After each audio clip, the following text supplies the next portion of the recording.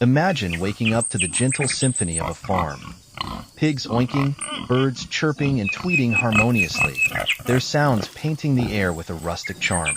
This peaceful concerto stands in stark contrast to the city's cacophony, where honking horns and hurried footsteps reign supreme. On the farm, each animal's call tells a story of nature's rhythm, a reminder of simpler, quieter beauty in a world often drowned by the chaos of urban life.